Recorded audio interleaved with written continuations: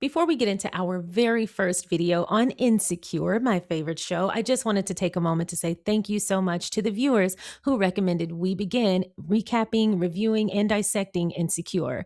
The game is not over. We will continue dissecting the characters and the situations on the game, but we are adding to our little chats and chill universe, and there's more coming down the pipeline. So I wanted to say thank you so much and shout out these viewers who recommended Insecure. And I also wanted to say thank you so much to Caramel Shell for becoming the first member over here on Chats and Chill. I will be uploading member exclusive content very soon, as well as Patreon exclusive content. And just a reminder, all of my videos have additional footage and commentary in the Patreon extended editions over on Patreon at Chats and Chill. Thank you so much for watching.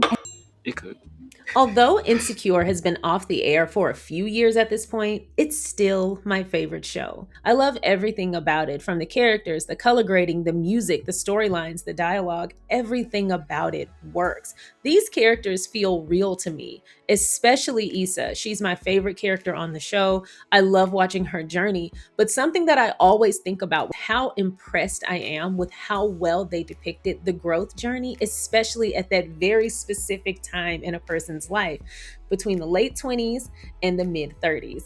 We don't get a lot of content that detail what that evolution is like. And of course, it's not the same for everyone, but it is such a fickle ass time in a person's life. I remember someone saying a good example of how random your late 20s and early 30s are is the type of friends you have, because you'll have friends that have kids that are starting school, and then you'll have other friends who are still in the club, living the single life, have roommates, some of them going back to college. You just don't know, because it's such an interesting time. You're an adult, but you still feel kind of like an early 20s or even a late teens person, because you're just figuring it out. And for a lot of people, your brain is just now finishing developing and you're learning all of these new things over again. Things that you at one point would have made a firm yes on, you're like, hell no today. It's just such an interesting time. And Insecure managed to really capture the complexities of that time period in a person's life.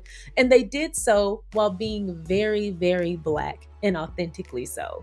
This show resonated with me on a very personal level. First of all, I am a Black girl. I am an awkward Black girl. And having watched Issa Rae's show, Awkward Black Girl, on YouTube, this felt like it was made for me specifically. And I know millions of other women who feel exactly the same way. We're just now getting out of our 20s, we're heading into our 30s, and there's this belief that we should have it all figured out. And for a lot of people, they appear to have it all figured out.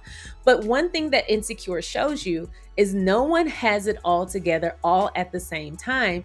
And even when you do, you're still a work in progress. There will always be more to learn, more to experience, more to do. You never really reach the finish line, which is why I love how they nailed the finale of the series. They hadn't reached the finish line. They were actually entering a whole new era of their lives with a whole new list of new experiences that they were about to experience, which included marriage, the possibility of new children, growing businesses, growing careers, etc. Those characters' lives continued. We just can't see them anymore. So today I wanted to talk about Insecure, specifically my love of Issa's growth journey on the show from season 1 to 5. I resonated with Issa's experience so much because at the time the show aired, I was 28 and I had just gotten my first corporate management position. I was a manager for the first time of several people. I was scared out of my mind.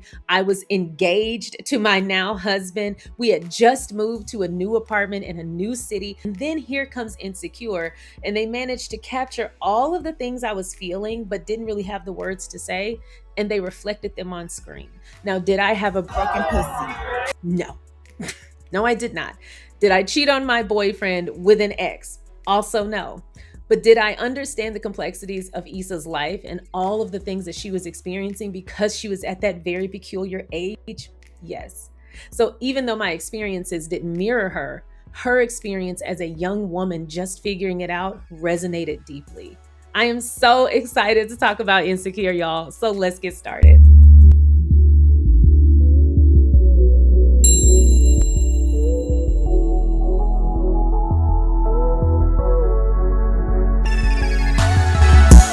Hey y'all, Thank you so much for clicking on my video, and if you're returning, welcome back to my channel. Today, we are going to be discussing Insecure, specifically aspects of this show down the line, but I wanted to start with Issa's growth. We're watching Issa's relationship with Molly, Issa's relationship with romantic partners, but most importantly, Issa's relationship with herself. I absolutely love how they depicted Issa becoming more self-assured, trusting herself more, becoming more confident, believing in her competence. We saw her strike out on her own in several moments. We saw her fail, we saw her fall forward, we saw her win big, but we watched her grow. By the end of the show, she is a whole different character, but she's still herself. Perfectly executed. Now, she's the show's narrator, but she lets us know the real deal. She lets us know I'm not living to my full potential. And she even asks out loud, what would my life be like if I really went after what I wanted? As you grow, evolve, and change, the things you want change significantly. For example, when she asks this question, her mouse is hovering over Daniel. Who's Daniel? Holding a depressed ass. At this point, it's no longer a temporary holding space. Lawrence is all out depressed. He has lost motivation. He's not grooming himself. That was the first thing I noticed is one, Issa has been awake for a while. She's been showering. She did her makeup. She was on the computer. She was chatting on the computer with the monitor facing Lawrence. And he didn't notice because he was asleep, and not just asleep, but snoring loudly. He did not have a haircut. You can tell a lot about a person by the shirt they wear. Because listen, when I'm in my lounge time, I'm grabbing whatever is comfortable. So sometimes it's not the best, but there is an expiration. Sometimes those t-shirts, once they've gotten too many holes or stains or they've been stretched to God, it's time to make them your hair drying shirts. That's when it's time to take those cotton shirts and dry your hair with them. And then eventually they become the wipe down rags whenever you spill something and you don't want to use paper towel or a towel, and then they die. There is a life cycle to some of these shirts, and he was still very much wearing a wash rag shirt. The neckline on that shirt and the way it was fitting on him, I was like, girl, I don't blame you. No, I'm just kidding. Don't cheat on people because they shirt fit weird. Lawrence was clearly going through a lot. When we meet Lawrence, we see him go from being somewhat of a bum to being on his shit. Like, he got a job, he started grooming himself, he started taking care of himself, he got motivated again, he started meeting people and living life out loud. He started living again, and that made him more attractive. It definitely made him more appealing, and we could finally see what Issa saw in him. But when we meet him, he is at the tail end of a 2-year slump. They have only been together for 5. And we're in year 5. So really, they'd only been together for a solid 4 years. And half of that time, he was down in the dumps. So when we meet Issa as an audience, we see her carrying 90% of the load in her relationship with Lawrence. We meet her as someone who is not necessarily being honest with her partner about the dissatisfaction she has with their relationship, but we do meet her at the end of her rope. At her birthday dinner with Molly, who dominated the conversation about her own lack of marriage woes. And I just thought, right out the gate, her support system wasn't being very supportive. It's her birthday. What up, y'all? He mentioned her birthday several times, and then he encouraged her to do something that got her excited. Rap on stage. He knew something about her personally, and he used that to help her have a great night. He encouraged her, he supported her, he clapped for her, he cheered for her, he spent time with her. I can absolutely see how this became a window of opportunity, because when you zoom out, who else is pouring into Issa in this time? No one. Molly is there. She took her out for dinner for her birthday and spent Issa's birthday complaining about her life. And then Issa goes home to a boyfriend who compiled more of his self-loathing onto her about his lack of work. And then he wanted to make it a Redbox name. So yeah, I can absolutely see why someone remembering me, someone considering me, someone not only remembering a very small detail about me from our past, but also using that to help pump me up, kind of help me return to who I was before all of this.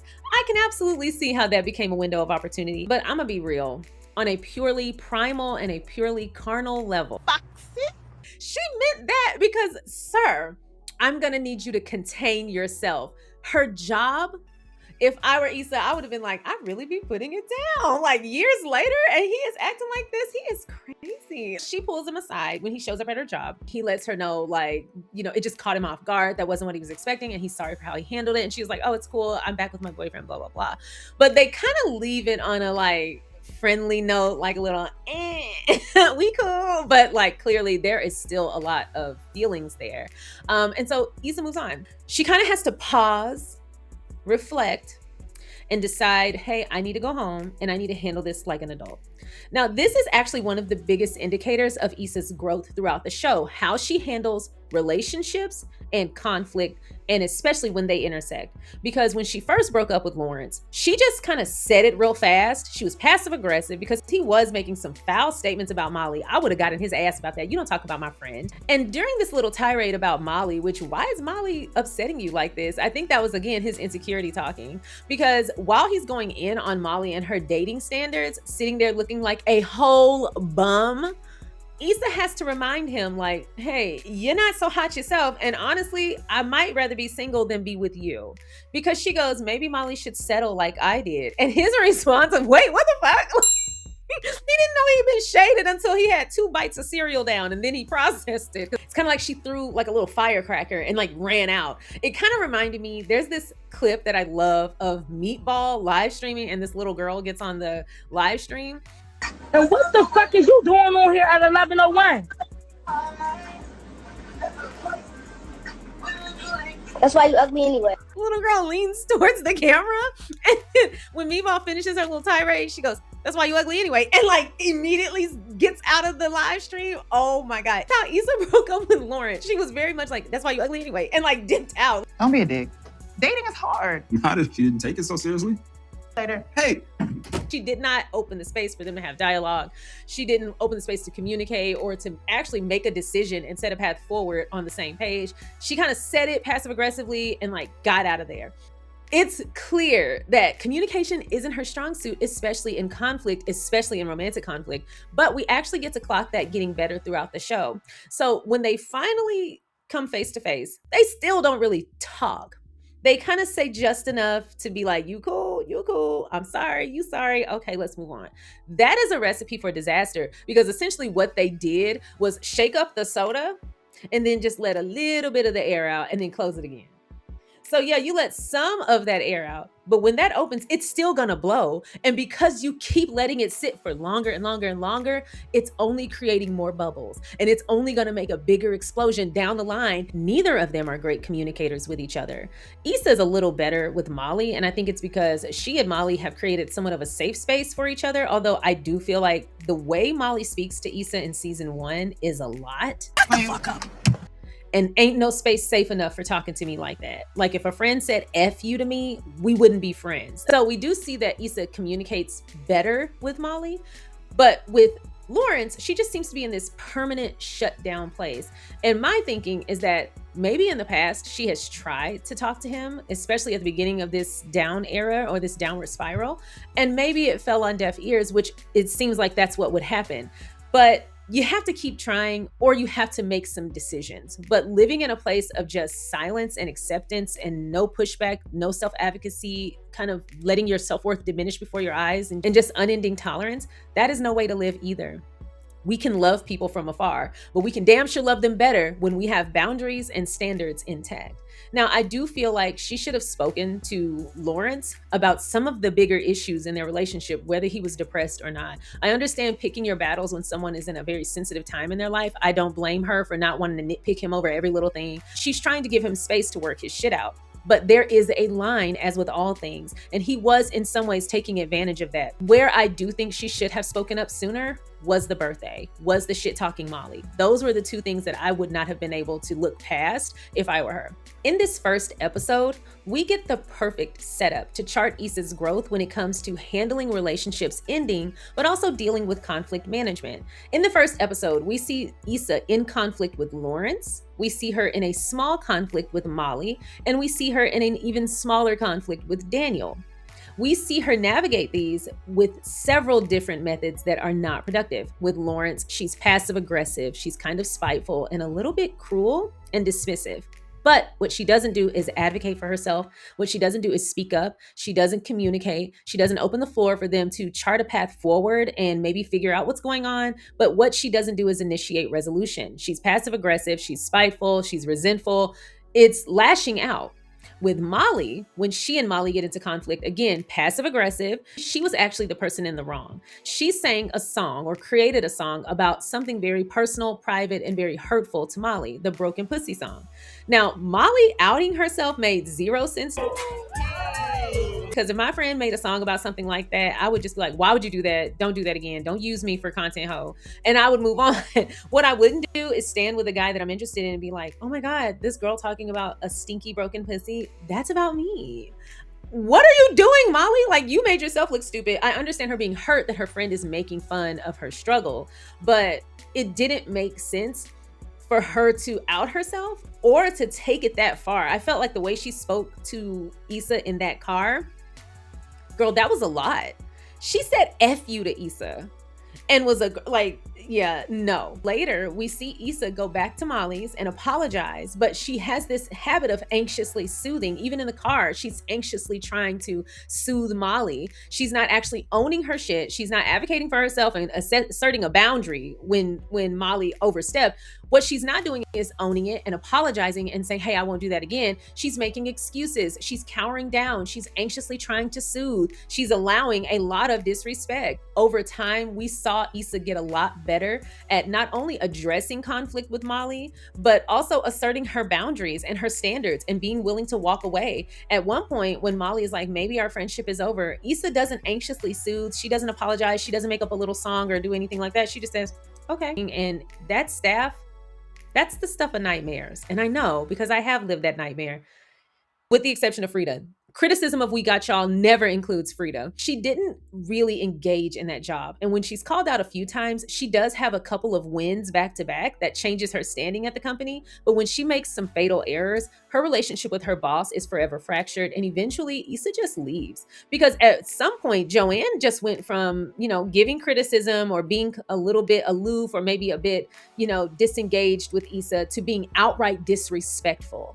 And when Issa went in to talk to her about feedback she'd received from some of the schools, the way Joanne spoke to her, I don't blame Issa for eventually walking away.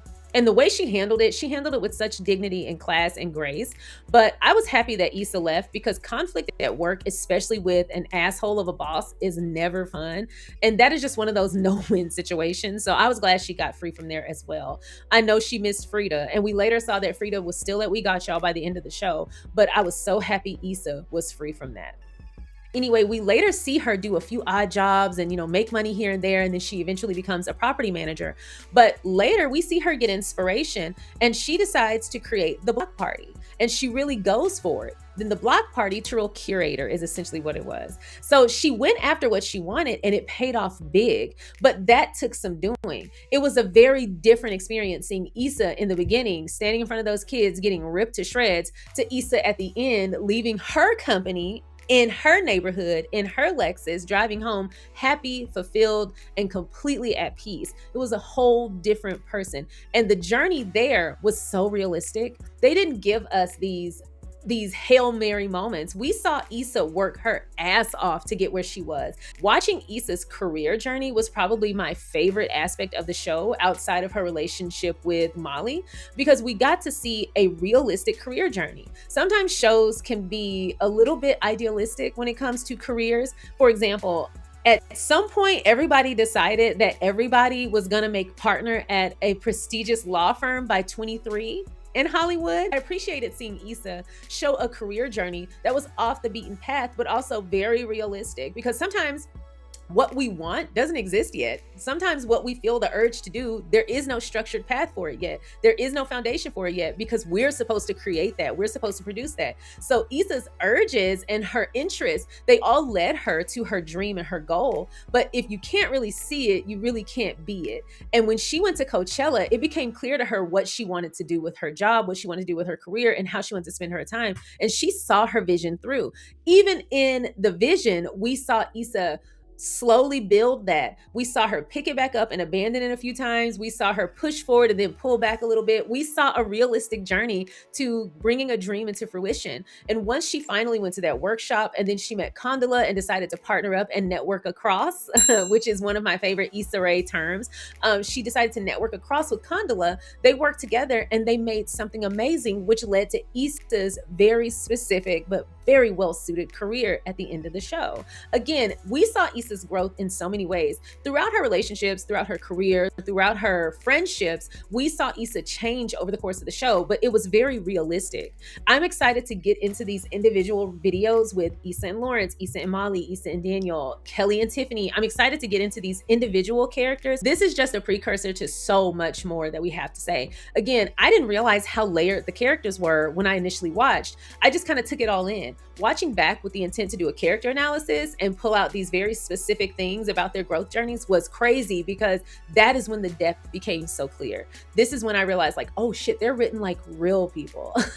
Wow. I mean, there's so much here. Every season, it offers so much. Growth journey was very realistic, but also very inspiring. It's not like Issa needed to have all of these amazing accolades and all of these amazing connections and all of these Hail Mary moments. We saw her through grit, grind, and inspiration bring her dream to life. And we saw her nurture that. We saw her network. We saw her use what she had in the moment to create something great. Most of us are not going to start with an investment in our idea or our business from a rich billionaire or somebody like that. Most of us have to start from where we are. That doesn't mean don't start. That means get creative and get resourceful, which is what they depicted with Issa. I loved how they showed her still living in her apartment, still being a property manager, still driving for Lyft. We saw her with all of these other things going on, still building this dream and starting from her place, not waiting until she got to this place or that place or waiting until she had these things in place. She didn't wait for the perfect time. She created the time to bring it into fruition at the perfect time. And that's what ended up happening. And then she built her career on top of that. I thought it was an amazing depiction of being a creator of any kind. Being a creator, especially in a capitalistic society, is difficult. But also when you have a skill or a talent that is a little bit off the beaten path, like Issa's, her creating cultural moments, that's a very specific thing, because even a painter and a sculptor and a musician and a dancer, they have a lane. Being a cultural curator is not exactly PR. It's not exactly an event planner. It's not exactly it's all of these things. And so in order to create a career, she had to first conceptualize it, execute it, and basically work from where she was on a hunch. Because if the block party hadn't been a hit, she'd invested all that time, probably all that money, all these resources, all this time and effort, and it could have been a bust, but it also could have been great. And she bet on herself and it all paid off. Issa's growth journey is the most rewarding on the show, which is obviously why I wanted to start with her, but also she's the protagonist, so it made sense. But Issa's growth journey from the beginning to the end, it shows an imperfect person doing things imperfectly, but ending up where she's supposed to be. Don't get anxious about what's coming next. Get excited, get effortful, get busy, start from where you are. That was the message that I kind of walked away with, is you can do it, but the only person who needs to believe in you is you. Like when Issa finally let Nathan go, Issa realized that the reason she was stuck on Nathan was because he made her feel inspired. He made her believe in herself. That's when she said, oh, well, shit, I can do that on my own. And she did. And look what happened. And we're going to get more in depth about her growth journey, as well as her relationships with everyone else and in her career as we go along. So for now, this is where I will leave it. Y'all let me know your thoughts on everything we've discussed today, but on Insecure. And I'm really curious, who's your favorite character on Insecure? We also will get into the love triangle at some point. There was a love triangle with Lawrence and Daniel, which I feel how I feel about that. We will get into the love triangle between Issa, Lawrence, and Daniel, and then we'll also get into the pseudo love triangle with Issa, Nathan, and Lawrence. It's always Lawrence. Anyway, we'll get into all of that as we move along. But in the meantime, let me know who's your favorite character on Insecure and who would you have chosen between Lawrence and Daniel. That's all I have for y'all today. If you haven't already, please don't forget to like, subscribe, and share. Thank you so much for watching. And please don't forget the extended version of all these videos with more content from the shows and more dialogue and commentary are available on Patreon at Chats and Chill. That's all I have. Thanks so much for watching, and I will see y'all next time. Bye.